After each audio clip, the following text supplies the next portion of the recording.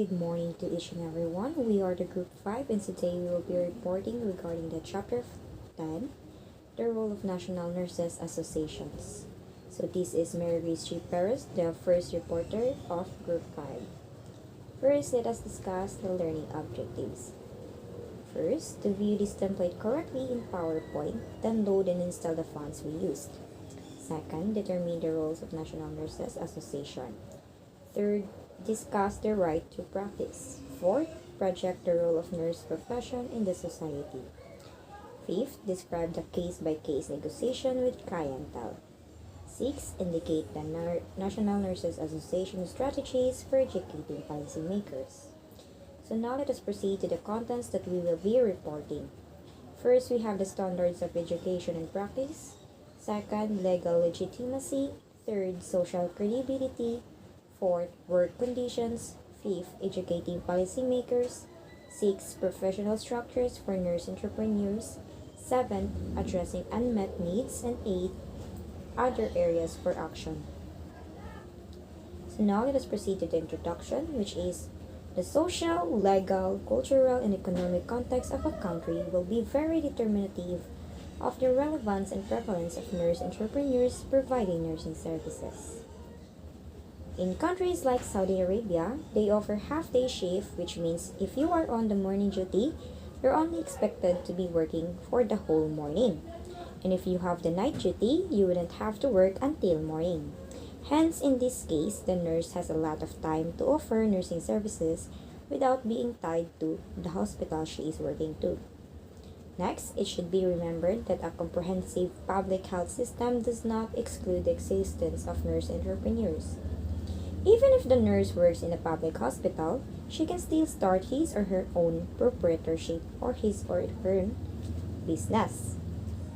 The introduction of government in or insurance reimbursement policies for nursing service could encourage the growth of entrepreneurship and facilitate consumers' access to such care models.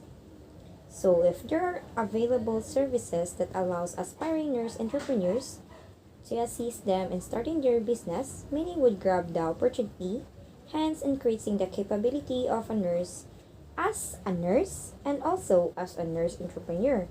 It also creates opportunities for patients who's in need of further assistance other than the ones the hospital provides.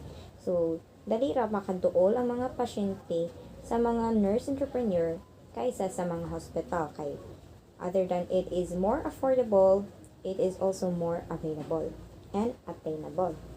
So next, nursing entrepreneurship manifests itself in various ways and does not inevitably lead to the privatization of the health system. Recognition of this fact will assist NNAs in analyzing the relevance of nursing entrepreneurship in their health system, developing their position on nursing entrepreneurship, and determining their related professional services. If any, they should provide for the community and nurse membership in this regard. So, the increase of nursing entrepreneurship doesn't harm the healthcare itself, but it increases the availability of nurses to provide further care to the patients. Next, when it is speaking for nurses and nursing, the NNA will need to take into consideration the rights and obligations of first, members who are nurse entrepreneurs, members who are nurse intrapreneurs, members who are nurses employed by nurse entrepreneurs, and consumers of health services, or the public good. So, as you can see here, we have the figure 3, which is the role of National Nurses Associations.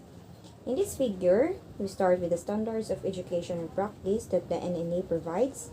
So, each nurse entrepreneurs have to have the legal legitimacy, social credibility, conditions of work to practice as a nurse entrepreneurs para mahimo sila professional structures for nurse entrepreneurs so that they can provide quality care and products and services to our patients and clientele. So now let us proceed to topic number 1, the standards of education and practice. So first, the scope of practice of nurses in general and nurse entrepreneurs in particular is a critical text in the development of nursing. On the on the basis of this definition, standards of education and practice evolve and a list of fundamental competencies may be created. As a nurse practitioner, we are expected to be fundamentally aware of the general concepts of the nursing practice and have valuable experience and relevance to the hospital field. Standards of education and practice, however, are useful only if the competent authorities adopt them and the necessary power is delegated to a known entity to ensure compliance. So, we can only realize the full potential of credible nurses when they are in the right institution that are willing to pay off their deserved salary. Diba, it's very common to have incredible nurses but very little compensation. So once the employers are not able to provide the deserved salary of a nurse, the nurse will not be able to unleash his full potential because of the lack of compensation. The next thing is the NNAs need to be present and actively involved in the definition process as well as the creation of a regulatory agency. Moreover, NNA participation in this body is considered crucial if the profession's interests are to be well represented. So, National Nurses Association have a very important role to play in the ongoing evaluation of nurse entrepreneurship and a major responsibility to monitor and evaluate the results in terms of patient outcomes and nurses' sense of professional well-being. This is not only applicable for nurses, dili lang siya maka-benefit sa nurses but also to the patients that we provide care for. So the next topic, we have the legal legitimacy. Once the ability to practice is determined according to professional competencies as stated, legislation or regulations must settle the right to practice. In other words, the competent authorities will provide legal legitimacy to individual nurse entrepreneurs as well as the regulatory body that will monitor their professional activities.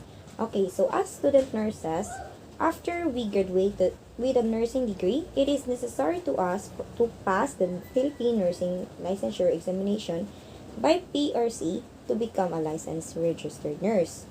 So once we become a licensed registered nurse, we can do our practice. So we can be a nurse practitioners in hospitals, right?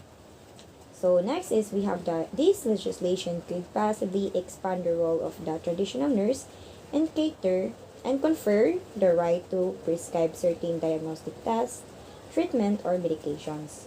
In certain cases, legislation will be required to legitimize relations between nurse entrepreneurs and various categories of health personnel. An example of these are physicians, pharmacists, and physiotherapists. So when you say traditional nurses, it is those nurses that are stationed in a hospital setting. But us in a nursing profession is not limited to being a traditional nurse. We can get another degree in addition of our current one or attend seminars to level up our expertise. For example, since after we graduate and then we pass the board exam and then now we are registered nurses and we want to proceed to medicine, so we can proceed because nursing is already a pre-med. So we can immediately proceed to medicine and provide further care to the patients once we graduate as doctors. Okay? So the content of legislation will depend on the national or state context and the power of the diverse lobbying groups involved.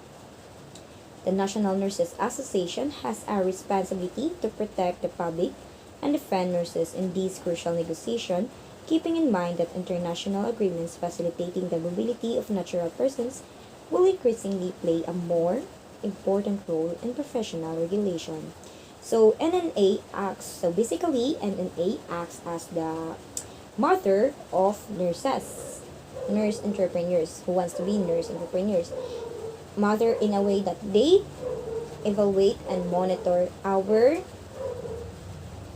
competence and also guide and protect us from being exploited by others, so that we can become an incredible nurse entrepreneurs and provide quality care and service to our clients.